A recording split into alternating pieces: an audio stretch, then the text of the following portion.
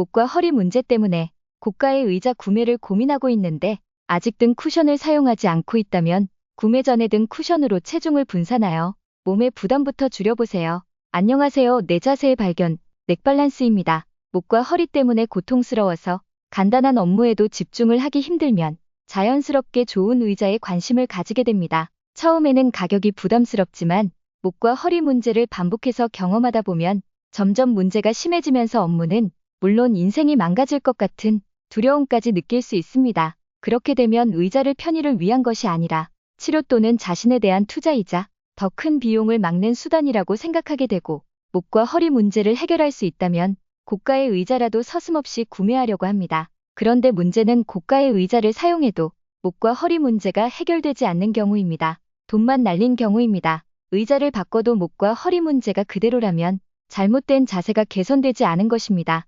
사람마다 체형과 환경이 다르고 의자마다 크기와 형태가 다르기 때문에 의자가 모든 것을 해결해 줄 수는 없습니다. 사용자의 바른 자세를 위해 의자에는 최소한 필수적으로 무릎이 골반보다 낮도록 높이 조절을 할 수 있어야 하고 허리가 구부정해지지 않도록 좌판의 엉덩이 부분이 가라앉지 않아야 하며 등받이가 등을 적절히 받쳐주어 체중을 분산해 주어야 합니다. 그리고 가능하다면 머리 받침대와 팔걸이가 있어서 목과 어깨의 부담을 줄여줄 수 있어야 합니다. 높이 조절 기능, 좌판의 탄성, 머리 받침대나 팔걸이에 문제가 있다면 부품을 교체하거나 새 제품을 구매하여야 합니다. 하지만 좌판이 너무 커서 등받이가 등에 닿지 않거나 등받이가 등을 제대로 받쳐주지 못하고 있다면 등 쿠션으로 해결할 수도 있습니다. 게다가 고가의 의자라도 크기는 비슷한 경우가 많아서 비싼 의자로 교체한 다음에도 등 쿠션을 사용하지 않으면 문제가 해결되지 않을 수 있습니다. 바른 자세는 신체의 부담이 최소화된 자세이지만